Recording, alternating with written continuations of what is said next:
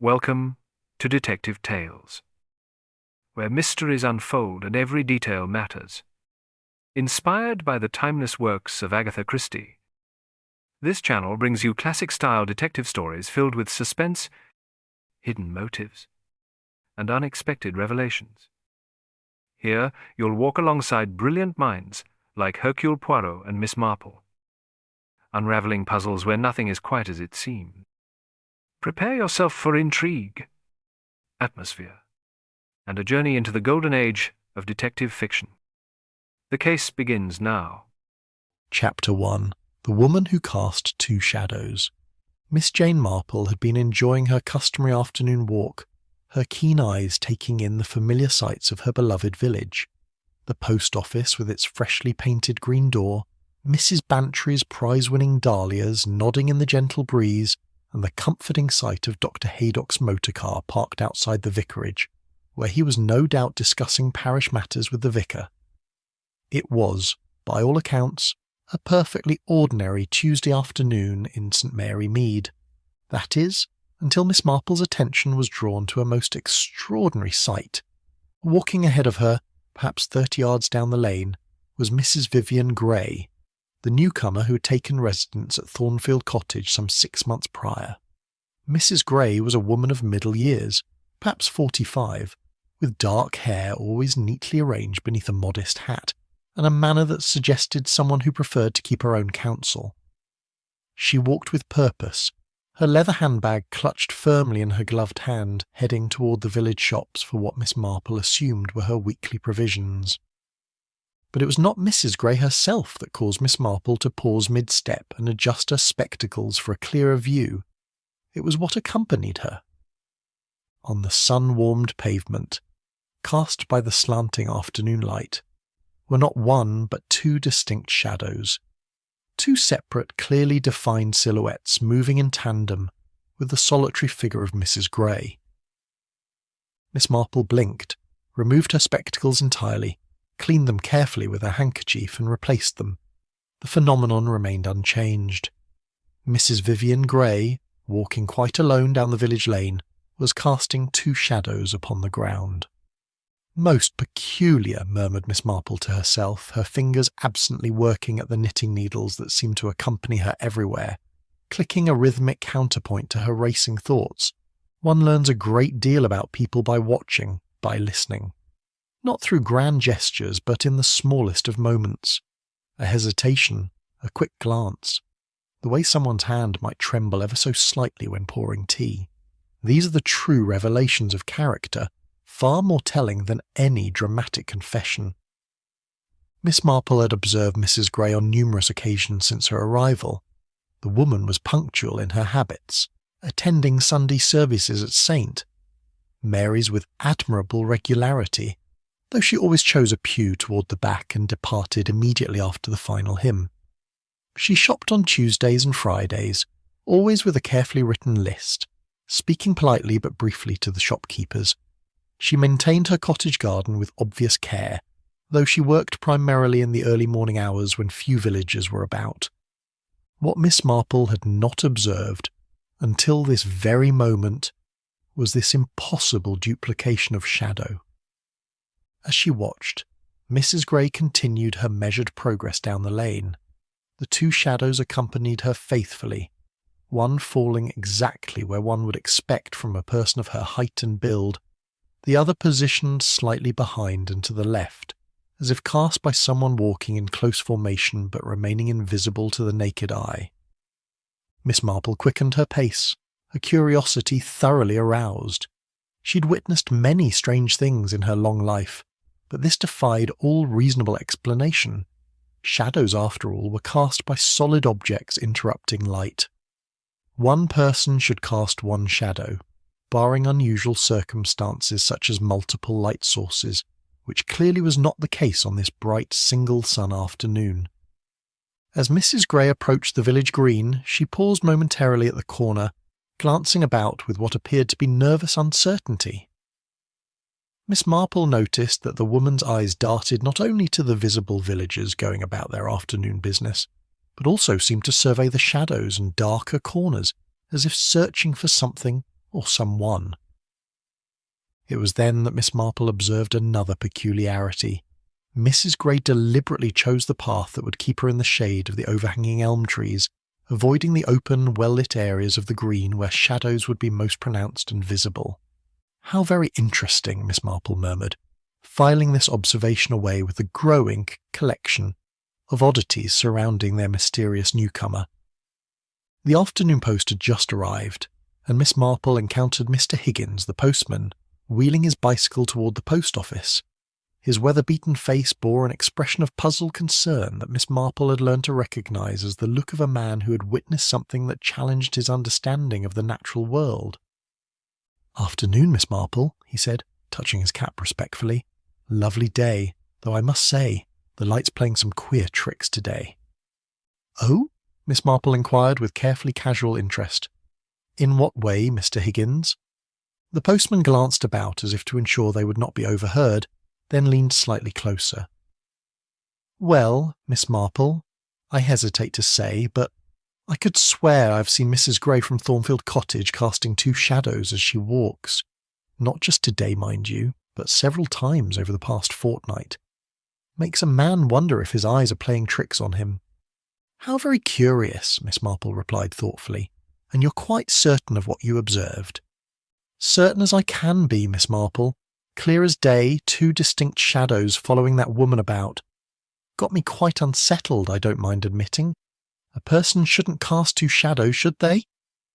Before Miss Marple could respond, they were joined by Mrs. Bantry, who approached with the brisk efficiency of someone bearing important news.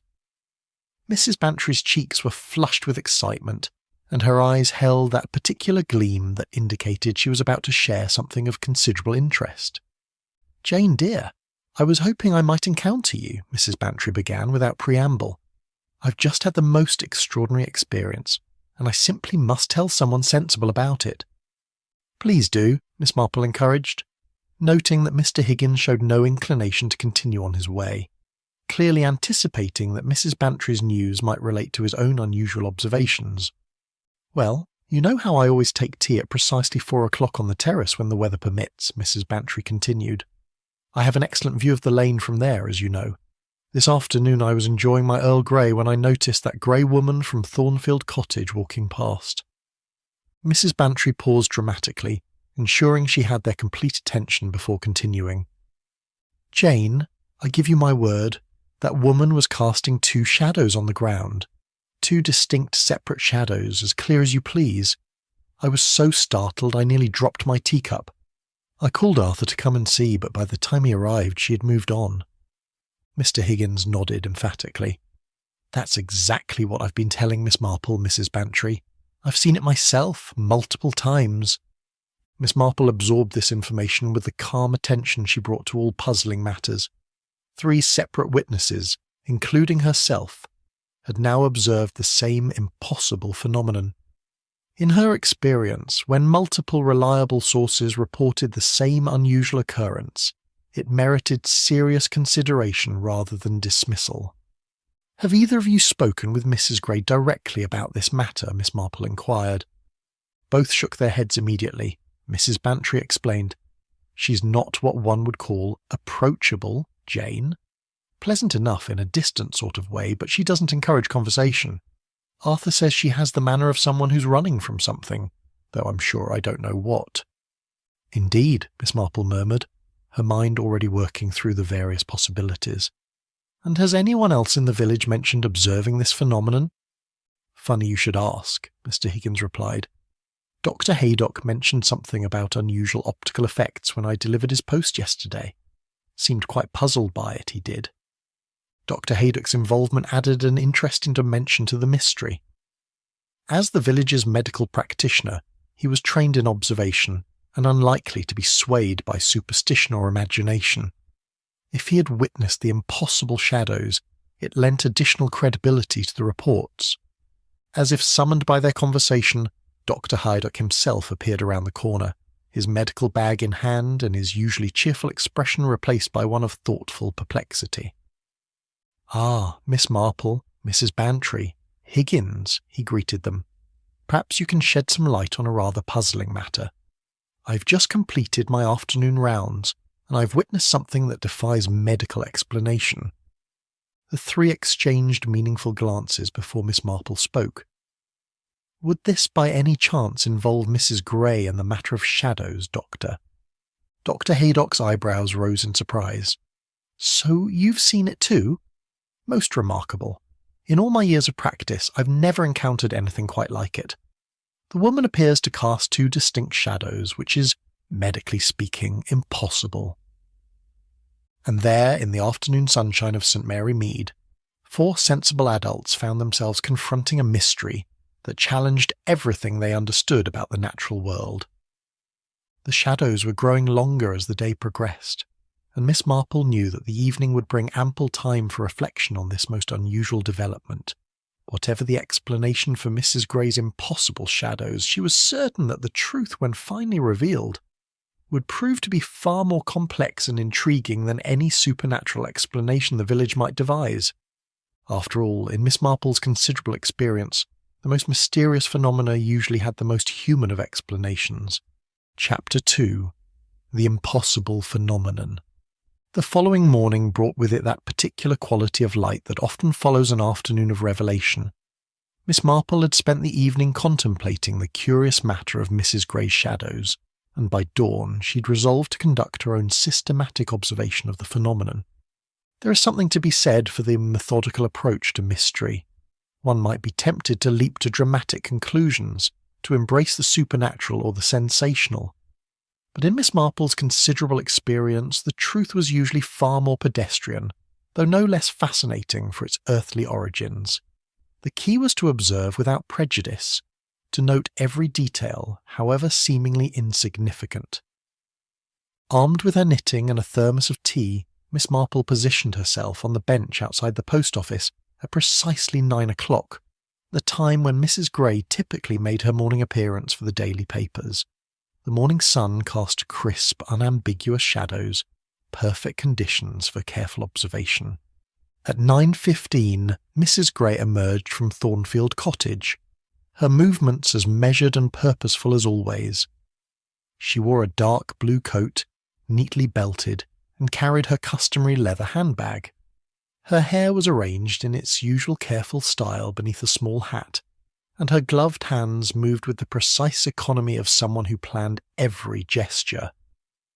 Miss Marple's knitting needles slowed to an almost imperceptible rhythm as she focused her attention on the approaching figure. As Mrs. Gray drew closer, walking along the sun-drenched pavement, the impossible became undeniably visible. Two shadows, distinct, separate, and moving in perfect coordination with the solitary woman. Miss Marple observed that the primary shadow fell exactly where one would expect, corresponding perfectly to Mrs. Gray's height, build, and gait. But the second shadow, positioned approximately 2 feet behind and slightly to the left, moved with identical timing and appeared to be cast by someone of similar stature, walking in careful formation. What struck Miss Marple as particularly intriguing was the way the secondary shadow occasionally lagged behind by a fraction of a second, as if the invisible person casting it was following rather than walking alongside Mrs. Gray. Sometimes it would move slightly ahead, creating a subtle but noticeable discrepancy in the timing of their movements. Mrs. Gray approached the post office, and Miss Marple noticed again the woman's nervous habit of glancing about, her eyes seeming to search not just the visible surroundings, but the shadows and doorways as well. When Mrs. Gray's gaze fell upon Miss Marple sitting peacefully with her knitting, there was a flash of something that might have been fear, quickly suppressed and replaced by a polite nod of acknowledgement. "Good morning, Mrs. Gray," Miss Marple called out pleasantly. "Lovely morning for a walk." Mrs. Gray paused, clearly reluctant to engage in conversation but unable to ignore the greeting without appearing rude. "Yes, quite lovely," she replied, her voice carrying a slight tremor that suggested she was far from at ease. Miss Marple's experienced eye noted several details during this brief exchange. Mrs. Gray's hands tightened almost imperceptibly on her handbag. Her breathing became slightly more rapid, and she positioned herself so that her shadow fell across Miss Marple's line of sight. partially obscuring the secondary shadow. "I trust you're settling in well at Thornfield Cottage," Miss Marple continued, her tone remaining conversational and gentle. "It's such a charming property, with all those interesting architectural features."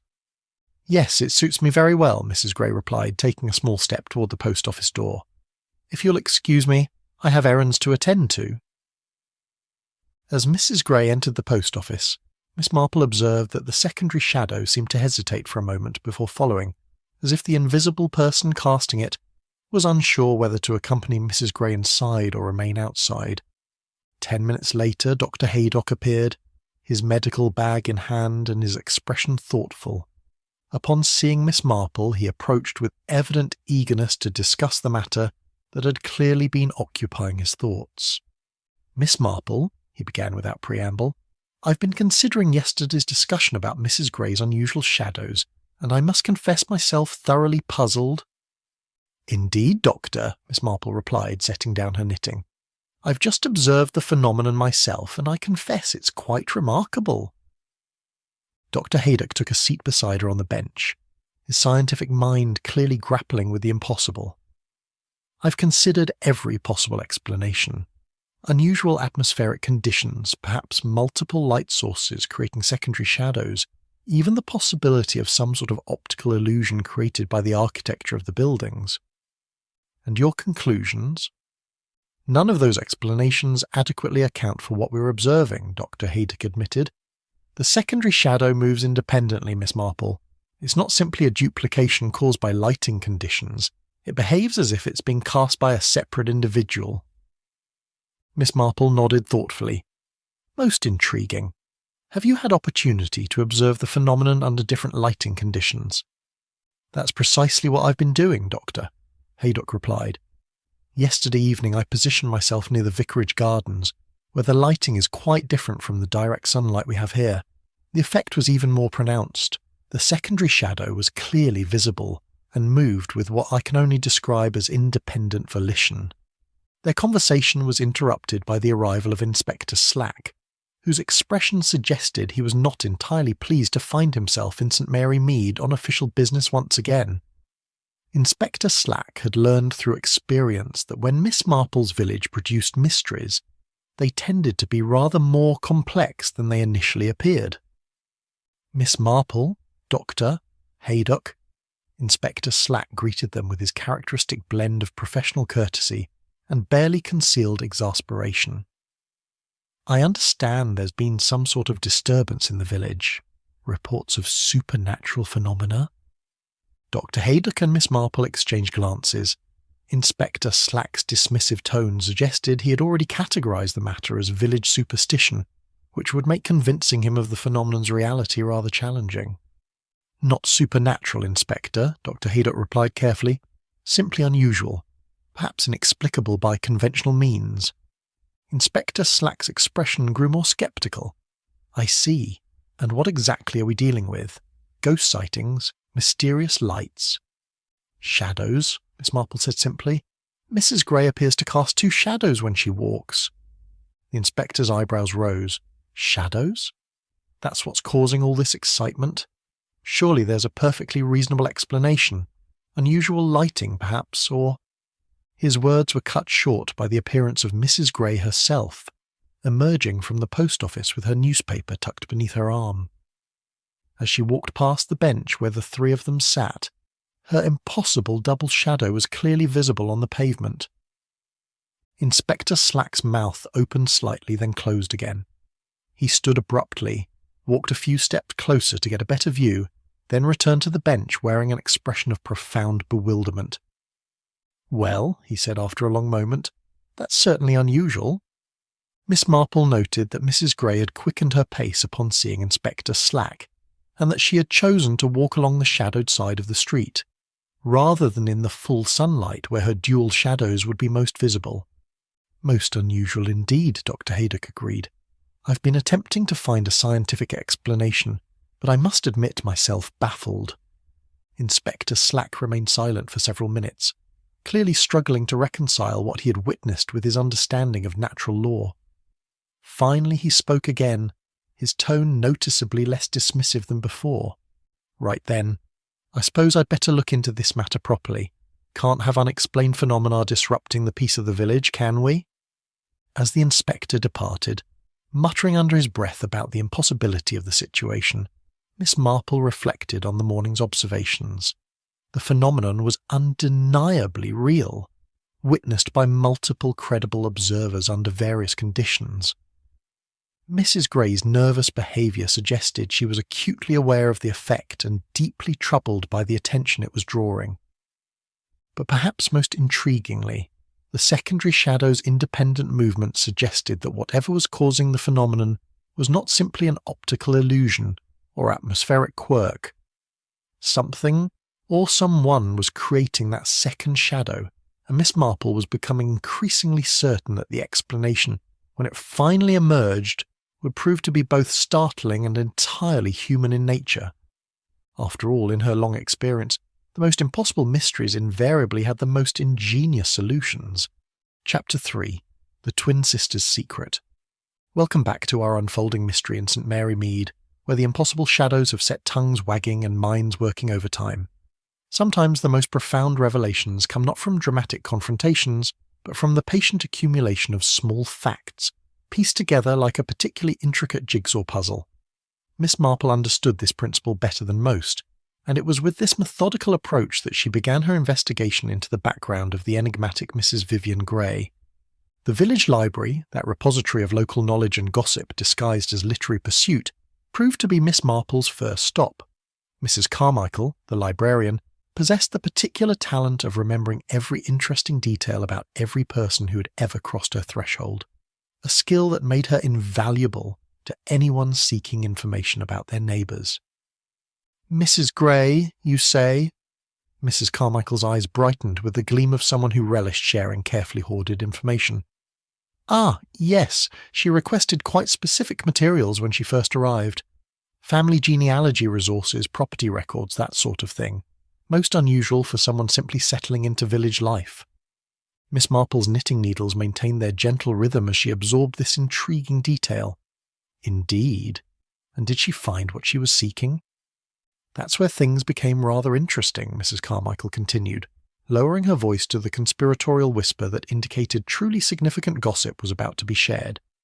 She spent considerable time researching the Gray family history, but seemed particularly focused on inheritance laws and property transfers. Most peculiar reading for someone who claimed to be simply establishing residence. The librarian paused to ensure her words had their intended effect before continuing. But the most curious aspect was her reaction when she discovered the old newspaper archives. She became quite agitated when she came across certain articles from approximately 10 years ago. Quite distressed, actually, though she tried to hide it. Miss Marple's experienced intuition immediately recognized the significance of this timeline. 10 years was precisely the period that often figured in matters of inheritance, legal presumption of death, and the resolution of family disputes. Her fingers moved more rapidly across her knitting as her mind processed this information. "These newspaper articles," Miss Marple inquired gently, "might you recall their general subject matter?" Mrs. Carmichael's expression grew more serious. "Missing persons reports, Miss Marple. Quite tragic, really. A young woman named Victoria Gray reported missing after a family dispute. The articles mentioned she had an identical twin sister, Vivian." The pieces of the puzzle began to arrange themselves in Miss Marple's mind with the satisfying click of truth finding its proper place. Identical twins, one missing, one now living quietly in St. Mary Mead under circumstances that defied natural explanation. The pattern was becoming clearer, though the full picture remained tantalizingly obscured. Armed with this crucial information, Miss Marple made her way to the parish records office, where Mr. Henderson, the elderly clerk, maintained the official documentation of births, deaths, and marriages with meticulous care. His records would provide the factual foundation upon which any theory must be built. "The Gray family, yes indeed," Mr. Henderson confirmed, consulting his carefully organised files. "Tragic case, that. The parents died in a motor accident some 12 years ago, leaving a considerable estate to their twin daughters, but there was a terrible dispute over the inheritance." Mr. Henderson adjusted his spectacles and continued reading from the official records. Victoria Gray was declared legally dead 7 years ago, after the mandatory waiting period following her disappearance. This allowed her sister Vivian to inherit the entire estate, which was quite substantial. Property, investments, family heirlooms of considerable value. Miss Marple noted the careful precision of the legal timeline. 7 years was the standard period after which a missing person could be declared legally dead, allowing estates to be settled and property transferred. It was a system designed to prevent indefinite limbo, but it also created opportunities for those willing to exploit its mechanisms. The inheritance dispute, Miss Marple inquired, was it documented in detail? Oh yes, quite thoroughly. Neighbours reported violent arguments between the sisters in the weeks before Victoria's disappearance. Shouting, the sound of breaking glass, most distressing by all accounts. The sisters had been inseparable as children, but money has a way of changing even the closest relationships. Mr. Henderson's tone carried the weight of someone who had witnessed too many family tragedies played out in legal documents. Victoria had apparently discovered that their parents had been manipulated into changing their will shortly before their deaths, heavily favouring Vivian. She was threatening to contest the entire inheritance, claiming undue influence. Miss Marple absorbed this information with the calm attention she brought to all significant revelations. Family disputes over inheritance were among the oldest and most powerful motives for desperate action. The combination of substantial wealth, family resentment, and legal vulnerability created a volatile mixture that had destroyed many relationships throughout history. The afternoon found Miss Marple in conversation with Mrs. Weatherby, whose cottage stood adjacent to the former Grey family residence, and who possessed the particular talent of observing and remembering everything that occurred within her considerable range of vision.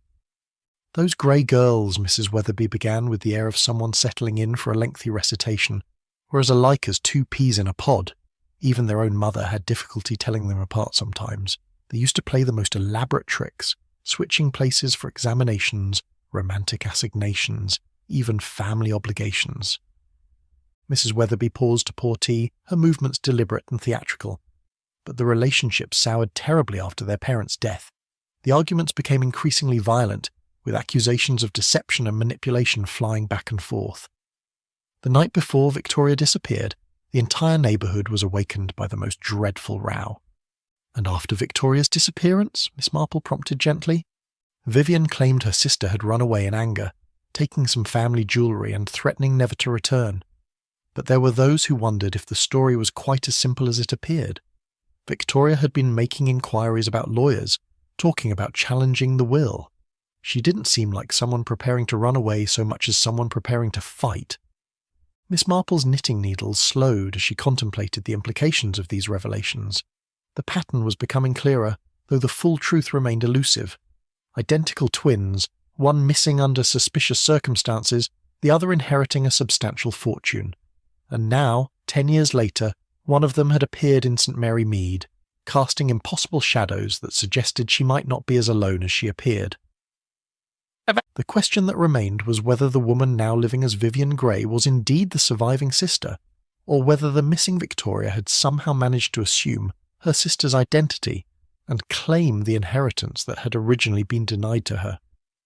In Miss Marple's considerable experience, when money, family resentment, and identical twins combined in a single story, the truth was likely to be far more complex and disturbing than any of the participants had initially intended. The impossible shadows were beginning to make a different kind of sense, though the full implications would require considerably more investigation to confirm. After all, the most ingenious deceptions often relied on the simplest of truths, hidden in plain sight. Chapter 4. The First Witness Dies. Welcome back to our continuing tale from St. Mary Mead, where autumn leaves dance in the morning breeze, and where, as we shall soon discover, even the most observant villagers may find themselves in mortal danger when they witness things they were never meant to see. Sometimes the most innocent curiosity can lead to the gravest of consequences, as our dear community was about to learn in the most tragic fashion. It was Mrs. Pemberton who first brought the matter of Vivian Grey's peculiar shadows to public attention.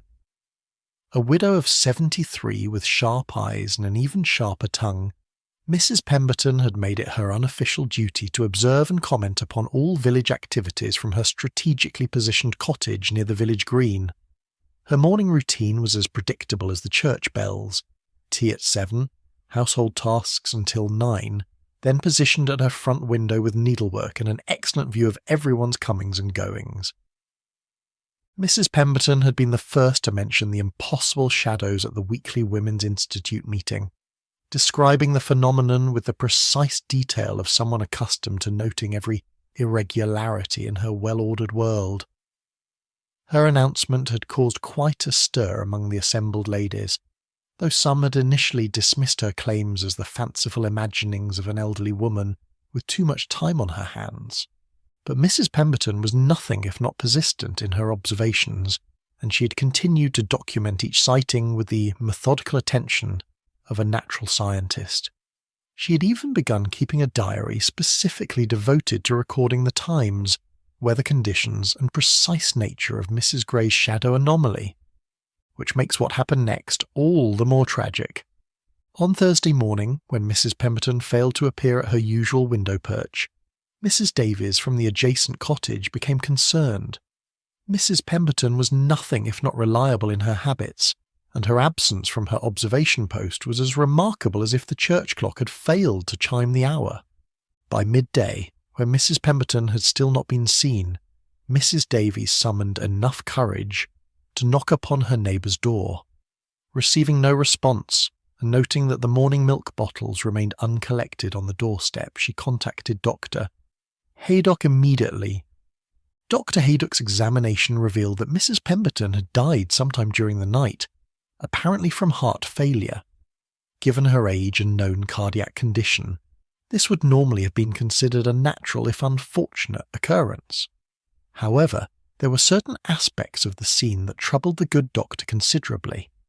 Miss Marple arrived at Mrs. Pemberton's cottage shortly after Dr. Haydock, having been summoned by Mrs. Davies, who felt instinctively that Miss Marple's presence would be both comforting and somehow necessary.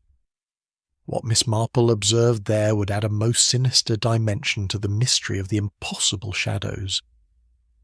Mrs. Pemberton had been found in her sitting room, collapsed in her favourite armchair facing the window that provided her excellent view of the village green. Her expression, frozen in death, was one of absolute terror, as if she had witnessed something so frightening that her weak heart had simply given way under the strain. Most unusual, Dr. Haydock murmured, his professional demeanour unable to entirely mask his discomfort. While Mrs. Pemberton did indeed have a weak heart, I've never seen such an expression of fear on the face of someone who died from natural cardiac failure. She appears to have been literally frightened to death. Miss Marple's keen eyes took in every detail of the scene. Mrs. Pemberton's needlework had fallen from her lap, the thread still attached to the needle as if she had been interrupted mid-stitch. Her teacup sat on the side table, half empty and stone-cold, suggesting she had been settled for the evening when whatever had frightened her occurred. But it was what Miss Marple observed on Mrs. Pemberton's writing desk that proved most intriguing. The elderly woman's diary lay open, with several pages clearly torn out. The remaining pages showed Mrs. Pemberton's careful documentation of Mrs. Gray's shadow phenomenon, complete with times, dates, and detailed descriptions. "Dr. Haydock," Miss Marple said quietly, "might I inquire whether Mrs. Pemberton had mentioned to you any intention of speaking with the authorities about her observations?" The doctor nodded gravely. "As a matter of fact, she had. Only yesterday she stopped me in the lane and mentioned that she was planning to speak with Inspector Slack about her suspicions regarding Mrs. Gray. She seemed quite agitated about something she'd discovered." Miss Marple examined the diary more closely, noting that the torn pages corresponded to the most recent entries, covering the days immediately preceding Mrs. Pemberton's death. Someone had clearly been very concerned about what the elderly woman had recorded during her final observations. "Most interesting," Miss Marple murmured, her knitting needles moving in their characteristic rhythm as her mind processed the implications. "And the window, Doctor? Would you say it provides a clear view of Mrs. Gray's cottage?" Dr. Haydock moved to the window and peered out. Excellent view, actually. One could observe all comings and goings from Thornfield Cottage quite clearly from this position, particularly during the evening hours when the street lamps provide illumination. The implications of Mrs. Pemberton's death began to settle over Miss Marple like morning mist over the village green. An elderly woman who had been meticulously documenting the strange phenomenon, who had planned to speak with the police about her suspicions, who had discovered something significant enough to agitate her considerably, was now dead under circumstances that, while apparently natural, seemed remarkably convenient for anyone who preferred to keep their secrets hidden. Inspector Slack arrived within the hour, his expression suggesting he was not entirely pleased to find another mysterious death in St. Mary Mead.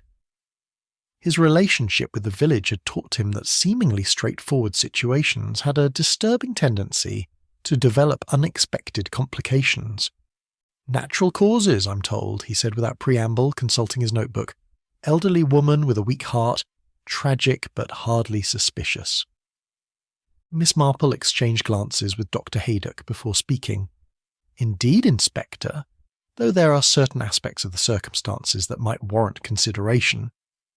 She proceeded to explain about Mrs. Pemberton's systematic documentation of the shadow phenomenon, her plan to contact the authorities, and the missing pages from her diary. Inspector Slack's expression grew increasingly thoughtful as the details accumulated. "You're suggesting that Mrs. Pemberton's death might be connected to this shadow business?" Inspector Slack inquired, his tone carefully neutral. "I'm suggesting that the timing is rather remarkable," Miss Marple replied diplomatically. "Mrs. Pemberton was the most vocal witness to the phenomenon, and she appears to have discovered something that agitated her considerably in her final days." Dr. Haydock added his own observation. "The expression on her face, Inspector, suggests she died in a state of extreme terror. While shock can indeed trigger cardiac failure, one wonders what could have frightened her so severely." Inspector Slack surveyed the cottage once more, his practical mind wrestling with the implications. A natural death that occurred at a remarkably convenient time, missing evidence, and a witness who had been planning to contact the police about supernatural phenomena that might not be supernatural at all. "Right then," he said finally, "I'll treat this as a suspicious death pending further investigation, and I think it's time I had a more thorough conversation with Mrs. Gray about these shadows of hers." As the afternoon shadows lengthened across Mrs. Pemberton's cottage, Miss Marple reflected on the tragic turn their mystery had taken. What had begun as a curious phenomenon had now claimed its first victim, and she suspected that Mrs. Pemberton's death was only the beginning of a much darker story. After all, in her considerable experience, when witnesses began dying at convenient moments, it usually meant that someone had secrets worth killing to protect. Chapter 5. The Shadow's Revenge. There's something else in the atmosphere. Something that makes even the most rational villagers glance nervously over their shoulders and hurry their steps when twilight begins to fall. Death, you see, has a way of changing the very texture of a place, and poor Mrs. Pemberton's passing has left our little community on edge in ways that even the most experienced village dwellers find unsettling. Human nature, as Miss Marple well knew, responds to fear in predictable patterns. Some retreat into denial, insisting that tragic coincidences are merely that and nothing more. Others embrace the supernatural with an enthusiasm that borders on the theatrical. But a precious few maintain their equilibrium and continue to observe, to question, to seek the truth beneath the layers of assumption and superstition. Mr. Fletcher belonged firmly to the second category of individuals who refused to accept supernatural explanations without thorough investigation. A practical man who earned his living repairing everything from leaky taps to squeaky hinges, Fletcher possessed the methodical mind of someone accustomed to finding logical solutions to seemingly inexplicable problems. Unlike the more credulous villagers who had begun whispering about vengeful spirits and family curses, Fletcher approached the mystery of Mrs. Gray's shadows with the same systematic attention he brought to diagnosing a faulty piece of machinery. If there were two shadows, he reasoned, there must be a physical explanation, and he was determined to discover what it might be. Fletcher's workshop, tucked away behind the main street in a converted stable, had become his base of operations for investigating the phenomenon. He had begun keeping his own careful records, noting times, weather conditions, and the precise locations where the double shadows had been observed. His approach was thoroughly practical, entirely sceptical, and unfortunately for Mr. Fletcher, absolutely fatal. It was Mrs. Fletcher who made the discovery on Friday morning when she brought her husband his customary cup of tea and plate of biscuits. The workshop door stood slightly ajar, which was unusual for a man who was meticulous about securing his tools and equipment. When her calls received no response, she pushed the door open to find a scene that would haunt her for the remainder of her days. Mr. Fletcher lay motionless beneath a pile of heavy tools that had apparently fallen from the high shelves that lined the workshop walls. Hammers, wrenches, and metal brackets had cascaded down upon him with sufficient force to cause fatal injuries. At first glance, it appeared to be a tragic accident, the sort of mishap that occasionally befalls those who work with heavy equipment in cramped spaces. But Mrs. Fletcher's sharp eyes noticed details that transformed apparent accident into something far more sinister. The tools that had fallen were not those that Fletcher used regularly. They were older implements stored on the highest shelves, items that had been undisturbed for months. More tellingly, the workshop showed clear signs of having been systematically searched, with drawers pulled open and papers scattered across the workbench. Dr. Haydock arrived within minutes of Mrs. Fletcher's frantic summons, followed shortly by Inspector Slack and Miss Marple, who had been alerted by the commotion. The scene that greeted them was one that challenged the very notion of accidental death. Most peculiar arrangement of injuries, Dr. Haydock observed quietly, examining the body with professional thoroughness. The pattern suggests that Mr. Fletcher was struck by multiple heavy objects in rapid succession, but the positioning of the tools indicates they fell from different shelves at different angles. Inspector Slack surveyed the workshop with the grim expression of a man who recognised a crime scene when he saw one. Someone wanted this to look like an accident, he muttered, but they weren't quite clever enough to arrange it properly. Miss Marple's attention was drawn to Fletcher's workbench, where his investigation notes lay scattered among the tools and spare parts.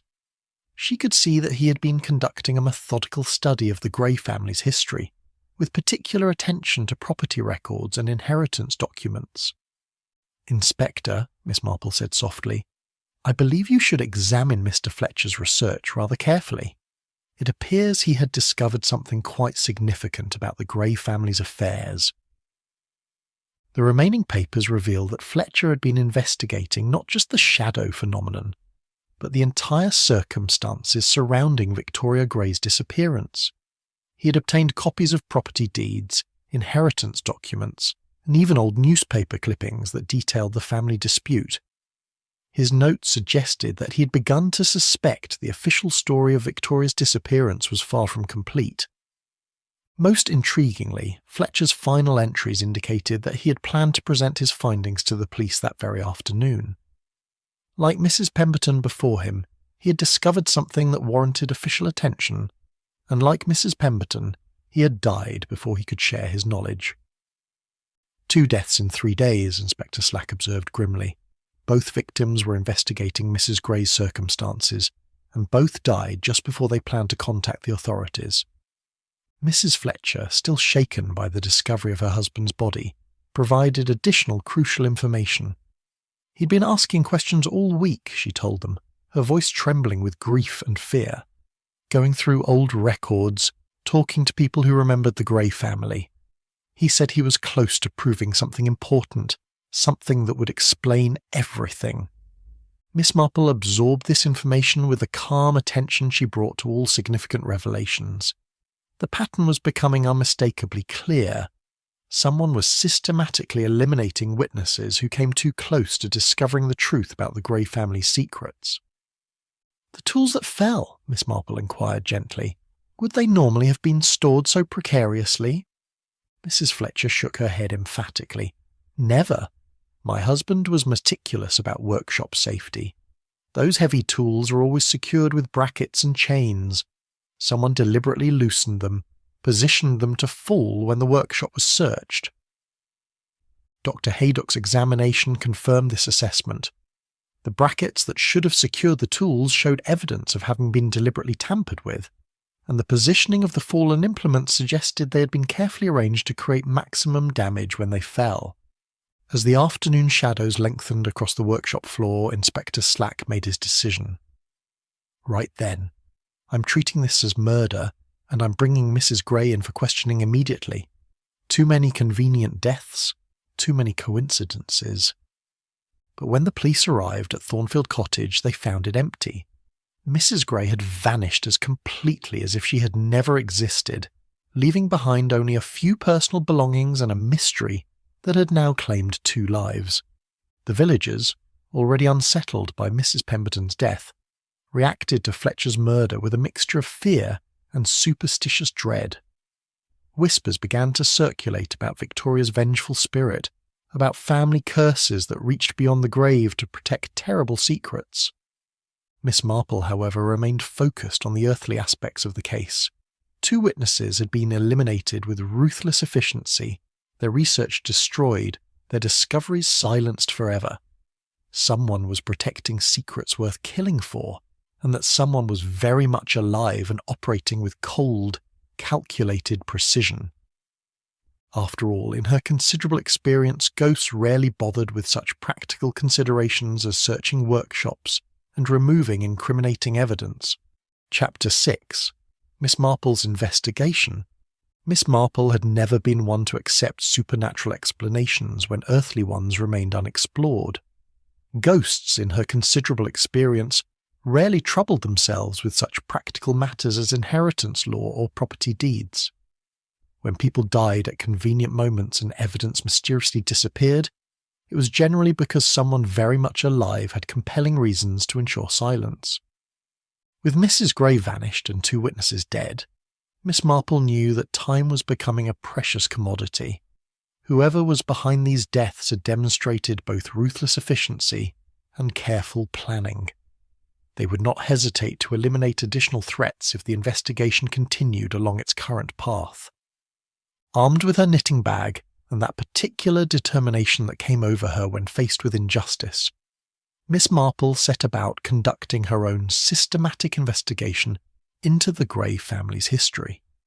If the official records had gaps, if the newspaper accounts were incomplete, then she would need to dig deeper into the sort of information that only came from careful observation and patient questioning. Her first stop was the offices of Messrs. Pembroke and Associates, the local solicitors who had handled the Gray family's legal affairs. Mr. Pembroke himself, a gentleman of the old school with silver hair and an encyclopedic knowledge of local family histories, received Miss Marple with the courtesy due to someone whose reputation for discretion was matched only by her talent for uncovering uncomfortable truths. The Gray twins, Mr. Pembroke said thoughtfully, settling back in his leather chair as if preparing for a lengthy recitation. Most unusual case, Miss Marple. The family had been clients of this firm for 3 generations, and I can say without hesitation that the final chapter of their story was among the most troubling I've encountered in 40 years of practice. Miss Marple's knitting needles moved in their gentle rhythm as she absorbed this promising beginning. Indeed, Mr. Pembroke, in what particular way? The inheritance arrangements were highly irregular, the solicitor explained, his professional discretion warring with his obvious unease about the circumstances. The original will left the estate divided equally between the twins, as one would expect. But shortly before their death, the parents summoned me to execute substantial changes. Mr. Pembroke paused to consult his files, though Miss Marple suspected he remembered every detail with perfect clarity. The new will heavily favoured Vivian, leaving her approximately 3/4 of the estate. When I questioned the wisdom of such an unequal distribution, the parents insisted it was necessary due to Victoria's unreliable character and what they termed her unsuitable associations.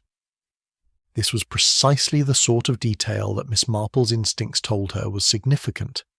Elderly parents who suddenly altered long-standing inheritance plans rarely did so without considerable pressure or manipulation. And your impression of the circumstances, Mr. Pembroke? The solicitor's expression grew troubled. Between you and me, Miss Marple, I suspected that one of the twins had been influencing the parents against the other. The changes were made during a period when the father was recovering from a serious illness and the mother was under considerable strain. They seemed confused about certain details and unusually hostile toward Victoria. Miss Marple noted this carefully. Elder abuse through manipulation and isolation was a sadly common phenomenon, particularly when substantial inheritances were at stake. The question was whether Vivian had manipulated her parents against Victoria, or whether Victoria had somehow managed to influence them while appearing to be the victim. The twins themselves, Miss Marple inquired, were they identical in all respects? Remarkably so, Mr. Pembroke confirmed. Even as adults they could pass for one another with minimal effort. As children, they had been notorious for switching places to avoid unwanted obligations or to gain advantages in school and social situations. This information painted a picture of twins who had learned early to exploit their identical appearance for personal gain. The question was whether this talent for deception had extended to more serious matters as they reached adulthood. Miss Marple's next investigation took her to the village's informal network of domestic staff, those observant individuals who knew more about their employers' private lives than anyone suspected. Mrs. Hopkins, who had worked for various prominent families over the decades, proved to be a particularly valuable source of information. The Grey girls were clever ones, Mrs. Hopkins confided over tea in her small parlour. Too clever for their own good, if you ask me. Even as teenagers, they were running little schemes. Nothing truly wicked, mind you, but always looking for ways to profit from their similarity. Mrs. Hopkins settled into her favourite chair, clearly relishing the opportunity to share long-held observations. Insurance claims were a particular specialty. One would have a minor accident or illness, and somehow both would end up receiving compensation. Teachers could never prove which twin had actually completed which assignments. They made quite a game of it. Miss Marple's experienced mind immediately recognised the pattern. Twins who had perfected the art of creating false alibis and duplicate compensation as teenagers would find it relatively simple to apply those same techniques to more serious adult enterprises. In their later years, Miss Marple prompted gently, did these schemes become more elaborate? That's where things became interesting, Mrs. Hopkins replied, lowering her voice to the confidential whisper that indicated truly significant gossip was about to be shared. Word was that they'd been involved in some questionable business dealings, insurance fraud on a more serious scale, identity theft, even rumours of romantic entanglements where one twin would court a wealthy suitor while the other handled more practical matters. The picture that emerged from Mrs. Hopkins' recollections was of twins who had graduated from childhood pranks to adult criminality, using their identical appearance to create seemingly perfect alibis for increasingly serious offences. Miss Marple's final stop was the local insurance office, where Mr. Hartwell's records revealed a pattern that confirmed her growing suspicions. Over the years preceding Victoria's disappearance, various insurance companies had paid out substantial claims to both twins for accidents, thefts, and other misfortunes that occurred with remarkable frequency. Most unusual pattern, Mr. Hartwell admitted reluctantly. Nothing that could be definitively proven fraudulent, but the coincidences were rather remarkable. One twin would suffer a loss while the other had an unshakable alibi, then the situation would reverse for the next claim. Miss Marple examined the claim records with growing certainty. The twins had been operating a sophisticated fraud scheme, using their identical appearance to create alibis that made prosecution impossible. While one twin was publicly visible, establishing her innocence, the other was free to commit crimes, knowing that witnesses could never definitively identify which sister had been where. The final claim, Miss Marple noted, was filed just weeks before Victoria's disappearance. Indeed, Mr. Hartwell confirmed, a substantial theft of family jewellery reported by Vivian. She claimed Victoria had stolen valuable pieces and threatened to sell them out of spite over the inheritance dispute. But Miss Marple was beginning to suspect that the theft, like so many other aspects of the Grey family's final chapter, was not quite what it appeared to be. The pattern suggested that Victoria's disappearance had been carefully planned as the ultimate expression of their criminal partnership, allowing one twin to officially cease existing while continuing to operate in secret. As the afternoon shadows lengthened across St Mary Mead, Miss Marple reflected on the web of deception she was uncovering. 2 deaths, a mysterious disappearance, and a decade-long criminal partnership disguised as a family tragedy. The impossible shadows were beginning to make perfect sense, though the full implications would require considerably more investigation to prove. After all, the most successful deceptions were often those that hid in plain sight, protected by society's reluctance to believe that ordinary people could be capable of extraordinary evil. Chapter 7. The Hidden Twin. There's something to be said for the patient art of watching. Not the obvious sort of surveillance that draws attention and puts people on their guard, but the gentle, almost absent-minded observation that comes naturally to someone who has spent decades noting the small inconsistencies that reveal larger truths. Miss Marple had perfected this art through years of village life, where the ability to observe without seeming to do so was as valuable as any formal detective training. With Thornfield Cottage now standing empty in the official sense, Miss Marple found herself drawn to conduct what she privately termed interested observation of the property. Armed with her knitting and the perfectly reasonable excuse of taking her constitutional along the lane that happened to pass by Mrs. Gray's former residence, she settled herself on the bench beneath the old oak tree that provided an excellent vantage point. The cottage appeared deserted, its windows dark and curtains drawn, presenting exactly the sort of abandoned appearance one would expect from a property whose tenant had fled under suspicious circumstances. But Miss Marple's experienced eye began to notice details that suggested appearances might be deceiving. The first oddity was subtle enough that a less observant person might have dismissed it entirely. The garden, which should have shown signs of neglect after several days without attention, remained remarkably well tended. The autumn flowers had been recently watered, the fallen leaves cleared from the pathways, and the herb garden showed evidence of recent harvesting. More intriguingly, there were footprints in the soft earth beside the kitchen door. Not just one set, but what appeared to be 2 distinct patterns.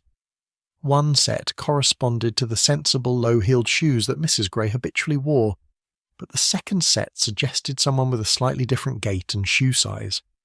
Miss Marple's knitting needles clicked thoughtfully as she processed these observations. Empty cottages did not maintain themselves, and garden maintenance required someone with both access to the property and motivation to preserve its appearance. On her second day of observation, Miss Marple noticed something even more intriguing. While the cottage appeared unoccupied during daylight hours, there had been a brief moment just after sunset when she could have sworn she saw movement behind one of the upstairs windows, a shadow crossing quickly as if someone had passed the window while trying to remain unseen. The third day brought confirmation of Miss Marple's growing suspicions. She had positioned herself earlier than usual, arriving just as the morning mist was beginning to clear, when she observed something that transformed her theoretical suspicions into concrete certainty. A figure emerged from the rear of the cottage, moving with careful stealth toward the old tool shed that stood partly concealed behind a screen of overgrown shrubbery. The figure was dressed in dark clothing and moved with obvious familiarity with the property's layout.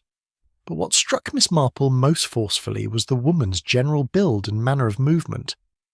It was unmistakably similar to Mrs. Gray's, yet subtly different in ways that suggested not the same person, but someone who shared her general physical characteristics, while possessing her own distinct mannerisms and gait. Miss Marple's pulse quickened with the thrill of discovery. The impossible shadows were beginning to make perfect sense.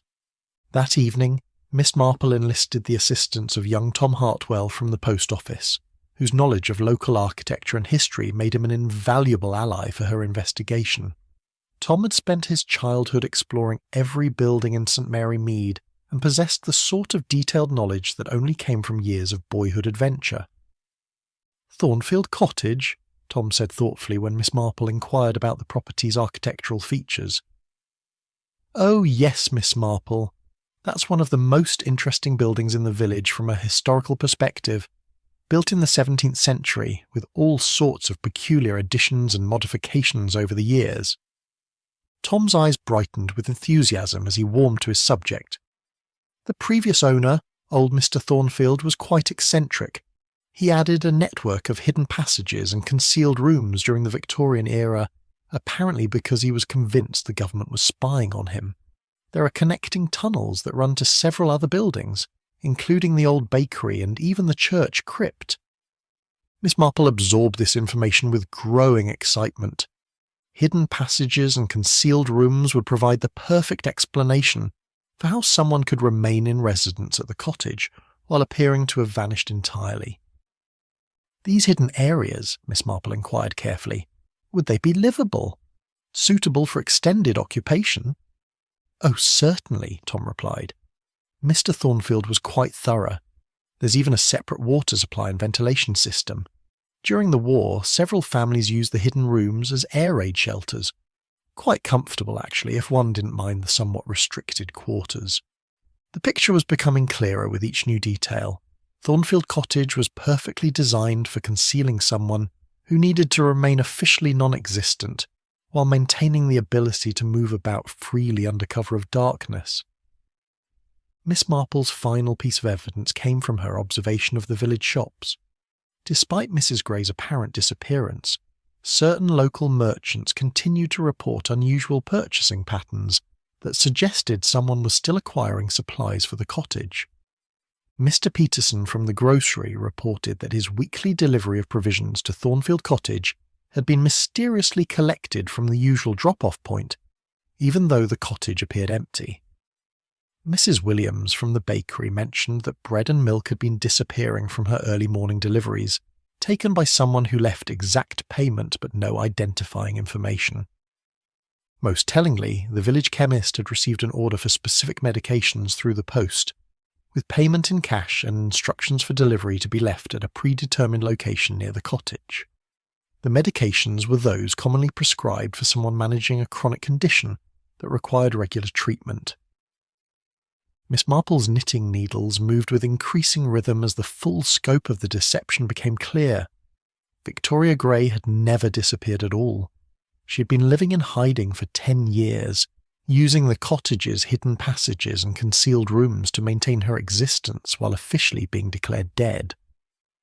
The impossible shadows were created when Victoria followed Vivian at a careful distance, staying just out of sight but close enough to cast a shadow that appeared to belong to her sister. It was an ingenious method of maintaining their partnership while allowing Victoria to move about the village without being recognised as someone who was supposed to be dead. The elaborate deception had allowed them to claim Victoria's life insurance, inherit the entire family estate, and continue their criminal activities with the ultimate alibi. One twin was officially dead, and therefore could not be held responsible for any crimes, while the other had perfect alibis created by her deceased sister's secret activities. As Miss Marple made her way home through the gathering dusk, she reflected on the ingenuity of the scheme. It had taken 10 years to perfect, but the Grey twins had created what they believed to be the perfect criminal partnership. Unfortunately for them, they had underestimated both the observational skills of their neighbours and the deadly consequences of eliminating witnesses who came too close to discovering their secret. After all, the most elaborate deceptions often contain the seeds of their own destruction. Chapter 8. The Perfect Alibi. The morning light filtered through the lace curtains of Miss Marple's sitting room as she contemplated the full implications of her discovery. Victoria Gray, supposedly dead for 7 years, was very much alive and had been operating in partnership with her sister throughout the entire period of her legal non-existence. It was, Miss Marple reflected as her knitting needles maintained their thoughtful rhythm, a scheme of remarkable audacity and considerable criminal sophistication. Human nature, in Miss Marple's considerable experience, rarely changed its fundamental patterns. The twins who had perfected the art of switching identities as children had simply applied those same skills to adult criminal enterprise on a scale that defied ordinary comprehension.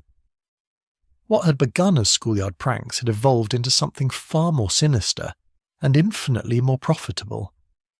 The beauty of their scheme lay in its very simplicity. While one sister committed crimes, the other maintained a visible presence in society, creating unshakable alibis that made prosecution virtually impossible. Witnesses might be certain they had seen Vivian Grey at the scene of a theft or fraud, but how could they prove it wasn't Victoria when both sisters looked identical and Victoria was officially dead? Miss Marple's investigation into local crime records over the past decade revealed a pattern that confirmed her growing understanding of the twins' activities. Inspector Slack, initially sceptical of her theories, had been persuaded to examine unsolved cases involving theft, fraud, and mysterious disappearances that had occurred throughout the surrounding counties. The pattern that emerged was both elegant and chilling. Sophisticated thefts from country houses, always occurring when one of the residents was away, and the security arrangements were known in advance. Insurance frauds involving valuable items that were reported stolen, but later mysteriously reappeared in different locations under different ownership. Identity theft schemes that allowed the twins to assume false names and create entirely fictional backgrounds for their criminal activities. Most remarkable, Inspector Slack admitted reluctantly as he reviewed the accumulated evidence. In every case where we have a description of the perpetrator, the suspect matches the general appearance of the Grey twins. But proving which twin was actually responsible becomes impossible when witnesses can't definitively distinguish between them. Miss Marple nodded thoughtfully. And with Victoria officially dead, she could move freely without concern for being identified or traced. Even if someone recognised her, they would dismiss it as a case of mistaken identity or assume they had seen Vivian. The investigation revealed that the twins had been systematically targeting wealthy families throughout the region, using their identical appearance to create a criminal enterprise that was virtually prosecution-proof. They had researched their victims carefully, often spending months establishing social connections and gathering intelligence about valuable possessions, security arrangements, and travel schedules. Dr. Haydock's contribution to the investigation proved particularly valuable when he discovered records of medical treatments that suggested both twins had been active throughout the period when Victoria was supposedly dead. Prescription records showed medications being obtained for conditions that required regular monitoring, and the quantities suggested treatment for 2 people rather than 1. The pattern is unmistakable, Dr. Haydock explained to Miss Marple and Inspector Slack. Someone has been obtaining duplicate prescriptions for identical medical conditions, using different physicians and pharmacies to avoid detection. The timing corresponds exactly with the period following Victoria's supposed death. Miss Marple's knitting needles clicked with satisfaction as another piece of the puzzle fell into place. The twins had been so thorough in maintaining their deception that they had even continued Victoria's medical care through clandestine channels, ensuring that her officially non-existent status didn't compromise her health or their criminal activities. The scope of their criminal partnership became even clearer when Miss Marple's investigation uncovered evidence of international connections. The twins had apparently expanded their operations beyond simple theft and fraud, becoming involved in smuggling operations that moved stolen artifacts and valuable items across international borders. Mrs. Bantry's sharp memory proved invaluable in this aspect of the investigation. She recalled that Mrs. Grey had received frequent packages from overseas, always delivered by private courier services rather than the regular post. The packages were always small but obviously valuable, given the care with which they were handled. Most peculiar arrangement, Mrs. Bantry observed during one of her afternoon visits to Miss Marple. The deliveries always came when Mrs. Grey was away from the cottage, but they always disappeared within hours of arrival. Someone was clearly watching for them and collecting them immediately. This detail provided crucial insight into how the twins coordinated their activities. While Vivian maintained her visible presence in the village, Victoria could handle the more clandestine aspects of their business, including receiving and processing stolen goods that needed to be moved quickly through their network of criminal contacts. The investigation also revealed that the twins had been using their identical appearance to manipulate romantic relationships for financial gain. Several wealthy gentlemen in neighbouring communities had reportedly been courted simultaneously by women who appeared to be the same person, but who seemed to have mysteriously different personalities and interests. Mr. Pembroke's legal records showed that the twins had been involved in at least 3 inheritance schemes, where elderly, lonely individuals had been convinced to alter their wills in favour of their charming new companion, only to die under circumstances that were suspicious but not quite provable as murder. "The pattern is consistent," Mr. Pembroke explained to Miss Marple with obvious distaste. One twin would establish a romantic relationship and gain the victim's trust, while the other would appear at crucial moments to provide alibis or create confusion about timing and identity. Miss Marple reflected on the psychological sophistication required to maintain such elaborate deceptions over extended periods. The twins had not only perfected the physical aspects of their scheme, but had also developed the emotional manipulation skills necessary to exploit their victims' loneliness and vulnerability. As the full scope of the Grey twins' criminal enterprise became clear, Miss Marple realised that Mrs. Pemberton and Mr. Fletcher had been killed not simply because they had witnessed the impossible shadows, but because they had begun to uncover evidence of a decade-long criminal conspiracy that had generated substantial wealth through systematic theft, fraud, and manipulation. The twins had built what they believed to be the perfect criminal partnership, protected by Victoria's legal death and sustained by their identical appearance. Unfortunately for them, their very success had made them overconfident, and their decision to eliminate witnesses had drawn exactly the sort of official attention they had spent 10 years avoiding. After all, as Miss Marple well knew, the most perfect crimes often failed not because of the sophistication of their execution, but because of the arrogance of their perpetrators. Chapter 9. The Murder Partnership. The shadows were growing longer across Miss Marple's garden as she sat contemplating the dreadful truth that had emerged from her investigation. There's something particularly chilling about discovering that what appears to be supernatural phenomenon is actually the product of calculated human evil. Ghosts, after all, are safely confined to the realm of imagination, but living people who kill to protect their secrets present dangers that are all too real and immediate.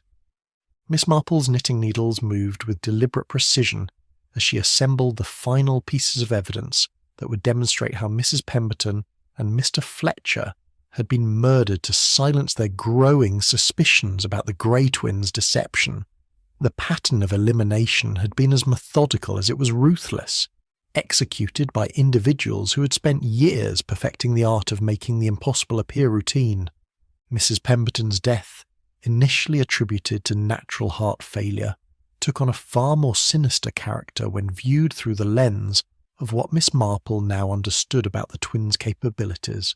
The elderly woman's diary had documented not just the mysterious double shadows, but increasingly detailed observations about the peculiar activities around Thornfield Cottage during the evening hours. Inspector Slack's re-examination of the scene, guided by Miss Marple's insights, revealed evidence that had been overlooked in the initial investigation. Mrs. Pemberton's cottage showed subtle signs of having been searched before her death, with papers disturbed and personal items moved slightly from their usual positions. The missing pages from her diary had been carefully removed to eliminate specific observations that would have exposed the twins' secret. Most ingenious method, Dr. Haydock observed grimly as he reviewed the medical evidence with fresh understanding.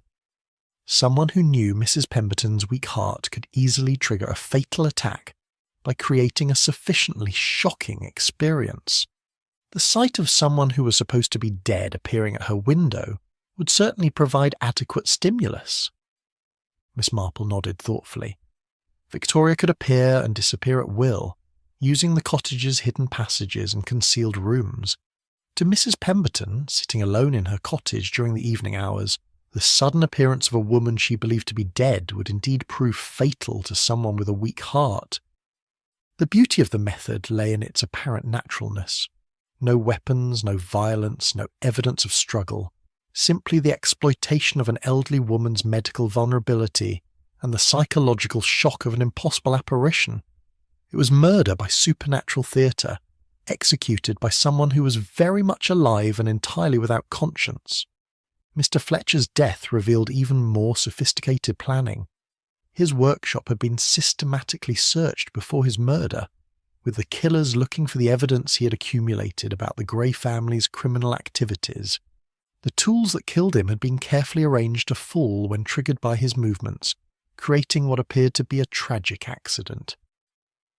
"Diabolical engineering," Inspector Slack muttered as he examined the workshop's altered tool arrangements. Someone with considerable mechanical knowledge modified the storage brackets to fail under specific circumstances.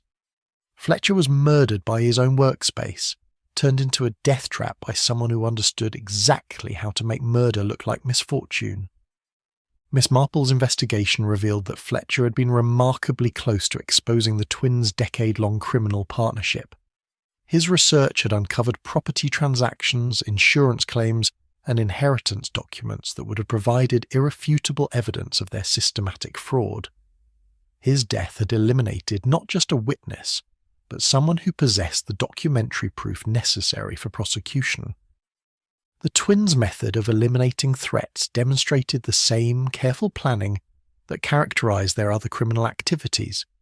They had studied their victims, identified their vulnerabilities, and executed murders that exploited natural weaknesses while leaving minimal evidence of deliberate harm.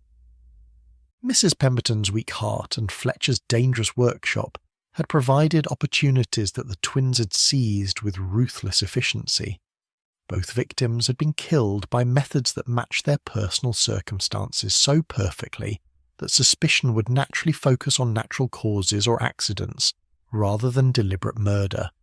Dr. Haydock's analysis of the timeline revealed additional disturbing details about the coordination required for these crimes. Both murders had occurred during periods when Vivian Grey had been publicly visible in the village, establishing perfect alibis while Victoria carried out the actual killings from her position of official non-existence. The psychological impact would have been devastating, Dr. Haydock explained to Miss Marple and Inspector Slack. Mrs. Pemberton, confronted by someone she believed to be dead, would have experienced shock sufficient to trigger immediate cardiac failure. Her weak heart simply couldn't cope with the impossibility of what she was seeing. Miss Marple reflected on the cold calculation required to exploit an elderly woman's medical condition for murderous purposes. The twins had not simply killed to protect their secret. They had chosen methods that turned their victims' own weaknesses against them, creating deaths that appeared natural while being entirely deliberate. Fletcher's murder had required even more sophisticated planning. Someone had spent considerable time studying his workshop, understanding his daily routines, and identifying the precise modifications needed to create a fatal accident that would occur at the optimal moment for eliminating evidence. Professional execution, Inspector Slack observed with grudging admiration for the criminal technique. These weren't crimes of passion or desperation. They were carefully planned eliminations carried out by individuals who had perfected murder as a business practice. The investigation revealed that the Grey twins' criminal partnership had almost certainly included previous murders, disguised as accidents, suicides, or natural deaths. The pattern of elderly victims dying after altering their wills, the suspicious timing of deaths among potential witnesses, and the systematic elimination of anyone who posed a threat to their operations suggested a decade-long trail of calculated homicide. Miss Marple's knitting needles clicked with increasing rhythm as she contemplated the full scope of the evil they had uncovered. The impossible shadows had been merely the visible manifestation of a criminal enterprise that had claimed multiple lives while generating substantial wealth through systematic exploitation of human vulnerability. The twins had created what they believed to be the perfect murder partnership, protected by Victoria's legal death and enabled by their identical appearance. One could kill while the other maintained alibis, creating a system that seemed to make prosecution impossible. Unfortunately for them, their very success had bred the overconfidence that led to their downfall. By eliminating witnesses in St. Mary Mead, they had attracted exactly the sort of methodical investigation that their crimes had been designed to avoid. After all, as Miss Marple had learned through long experience, The most perfect criminals often failed not because their methods were flawed, but because their arrogance eventually led them to underestimate their opponents. Chapter 10. The Shadows Separated. The morning air in St. Mary Mead carried that particular crispness that comes just before autumn surrenders to winter, and Miss Marple found herself reflecting on how the changing seasons mirror the inevitable conclusion of even the most carefully constructed deceptions. There comes a moment in every mystery when all the careful observations, patient questioning, and methodical deduction must give way to decisive action. That moment had arrived with the force of certainty that comes only when truth can no longer be denied. Armed with the accumulated evidence of the Grey twins' decade-long criminal partnership, Miss Marple made her way to Inspector Slack's office with the measured determination of someone who had witnessed too much evil to allow it to continue unchallenged. Her knitting bag contained not only her ever-present needlework, but also the carefully documented proof that would finally separate the shadows that had moved as one for far too long. Inspector Slack, initially sceptical of supernatural explanations, had been transformed by the investigation into someone who understood that the most impossible phenomena often had the most human of motivations. His office walls were now covered with photographs, documents, and timeline charts that illustrated the scope of the twins' criminal enterprise with bureaucratic precision. Right then, Miss Marple, Inspector Slack began, consulting his carefully organised notes. We have sufficient evidence to proceed, but the challenge remains actually locating and apprehending both suspects. Vivian has vanished completely, and Victoria officially doesn't exist. Miss Marple's knitting needles maintained their thoughtful rhythm as she considered the tactical challenges of confronting criminals who had spent years perfecting the art of invisibility. Inspector, I believe the key lies in understanding their psychology. They have operated as a unit for so long that separating them will create vulnerabilities they may not anticipate. The plan that emerged from their discussion was elegantly simple, relying on the very arrogance that had made the twins overconfident in their criminal perfection. Rather than attempting to locate them through conventional means, they would force the twins to reveal themselves by threatening the foundation of their entire enterprise. Miss Marple suggested that they arrange for a very public announcement that Victoria Grey's death certificate was being officially reviewed and that new evidence had emerged suggesting she might still be alive.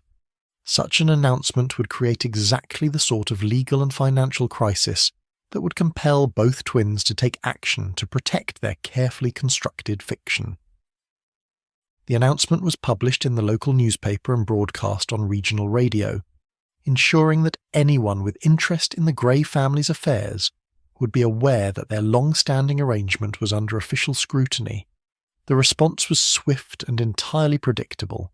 That very evening, as Miss Marple conducted her customary observation from the bench beneath the old oak tree, she witnessed the return of the impossible shadows to Thornfield Cottage.